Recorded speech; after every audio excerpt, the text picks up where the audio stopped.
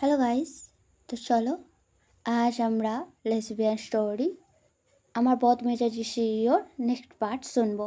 তো আগের পার্টে আমরা শুনেছিলাম রুহি কিটিকে বলছিল তোমার কি খিদে পেয়েছে নাকি আরেকটু শোবে। হ্যাঁ, এরপরে কিটি রুহির কথা শুনে কান্না বন্ধ করে একটু হেসে বলে আমার খিদে পেয়েছে আর আমি আইসক্রিম খেতে চাই।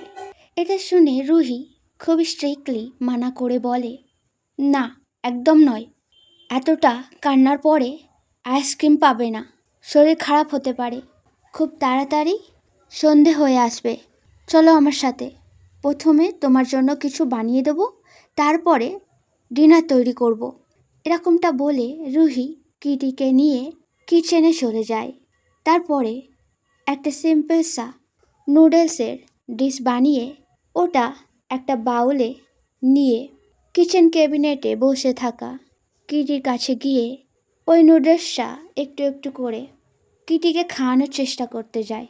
কিন্তু কিটি তখনই মুখটা অন্যদিকে ঘুরিয়ে কিচেন ক্যাবিনেট থেকে লাফ কেটে নেমে দৌড়ে পালিয়ে যেতে যেতে বলে না, আমি খাবো না, আমি আইসক্রিম চাই।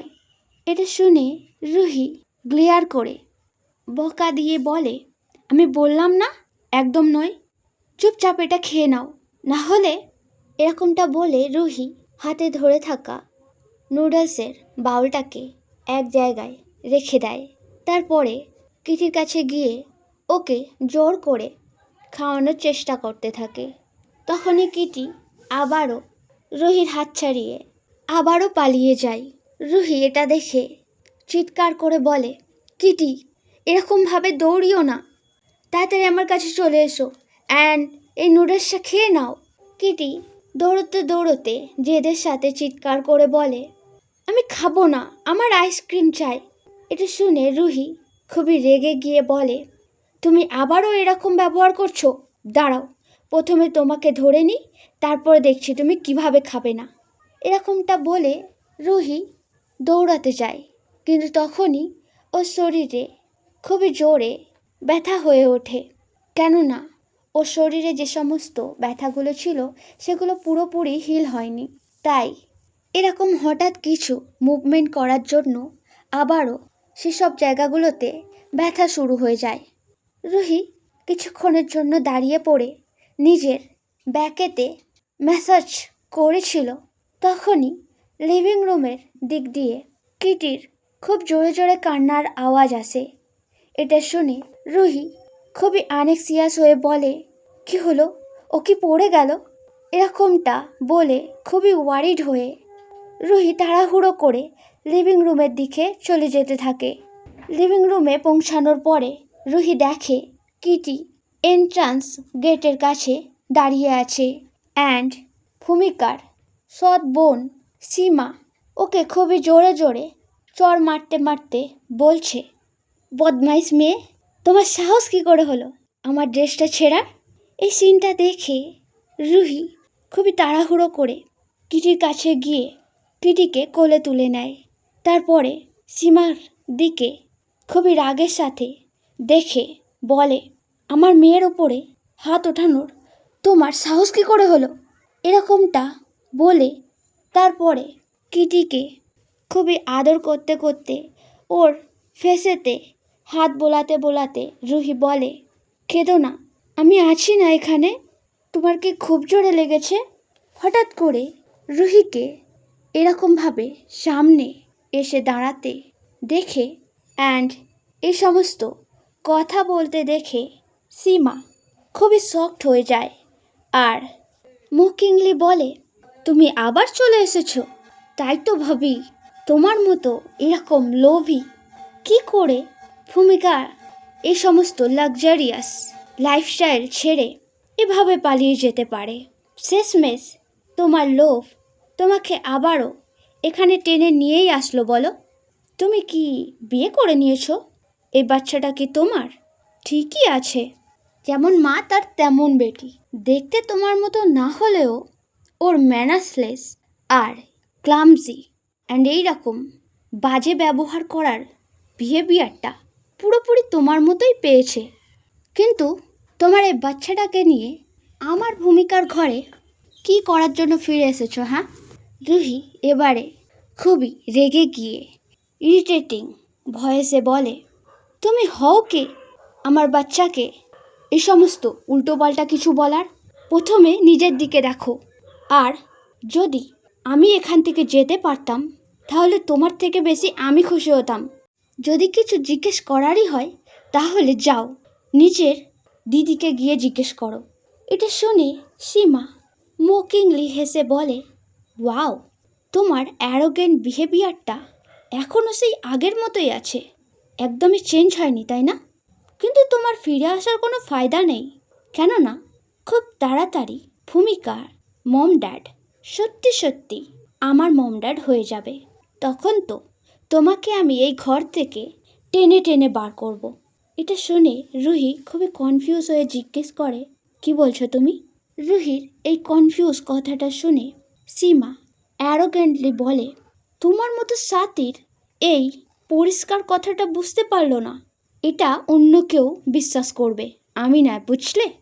আফটার 2 উইক আমার অ্যান্ড ভূমিকার এঙ্গেজমেন্ট আছে, এই কথাটা পুরো ইন্ডিয়া জানে।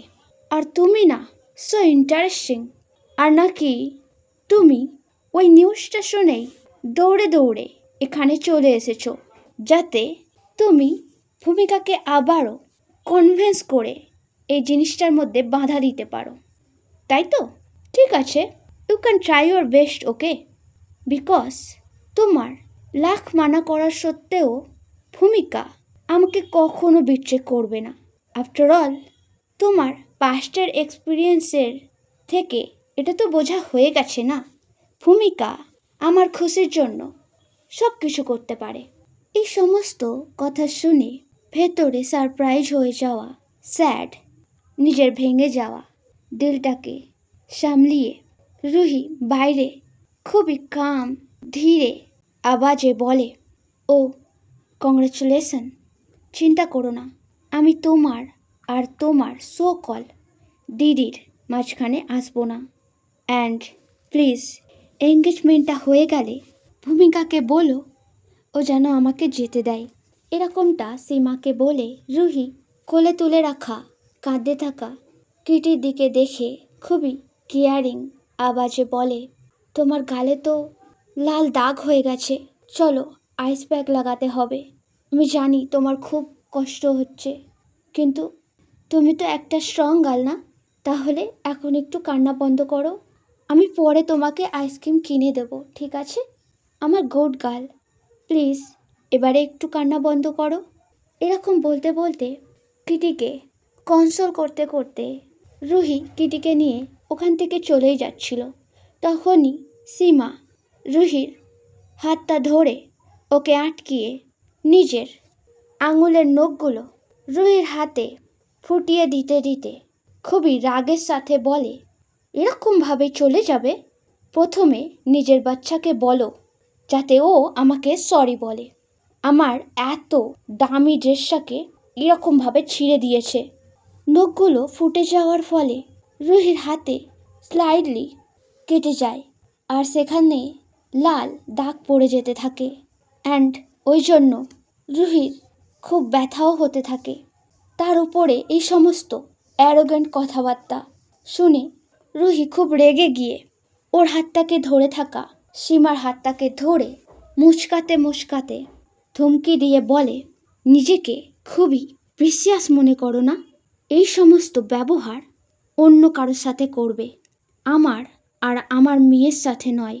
আমার মেয়েকে এত চড় মারার পরেও আমি তোমার হাতটা ভেঙে টুকরো টুকরো করে দিইনি, তাই তোমার ভাগ্য ভালো। কিন্তু সব সময় তোমার লাক কাজ নাও করতে পারে, আর আমার মাথাটা এতটা ঠান্ডা নাও থাকতে পারে, তখন হয়তো তোমার হাতটা আর নিজের জায়গায় থাকবে না। তো নিজের হাতটা একটু বুঝে সুঝে ইউজ করবে, বোঝা গেছে? না হলে আমি আমার অন্য সাইডটা দেখাতে খুবই বাধ্য হব।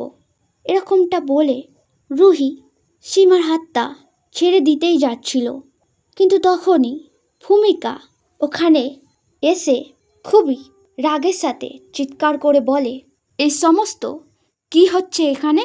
ভূমিকার ভয়েস শুনে রুহি অ্যান্ড সীমা দুজনেই এন্ট্রি গেটের দিকে তাকায়, যেখানে ভূমিকা দাঁড়িয়ে ওদের দুজনের দিকেই দেখছিল। ভূমিকা এগিয়ে এসে খুবই সিরিয়াস ভয়েসে বলে, what are you doing Ruhi? এরকমটা বলে ভূমিকা রুহি অ্যান্ড সীমার হাতের দিকে গেস্টার করে, যে হাতটা রুহি ধরে মুচকে রেখেছিল। রুহি ভূমিকার গেস্টারটা ফলো করে তাড়াহুড়ো করে সীমার হাতটাকে ছেড়ে দেয়, অ্যান্ড সীমা ছাড়া পাওয়ার সঙ্গে সঙ্গেই ভূমিকার কাছে গিয়ে কাঁদতে কাঁদতে বলে, ভূমিকা দেখো, এ আমার হাতটার কি অবস্থা করেছে, আমার কত ব্যথা লাগছে, দেখো না আঙুলের দাগ পড়ে গেছে, কতটা লাল হয়ে গেছে।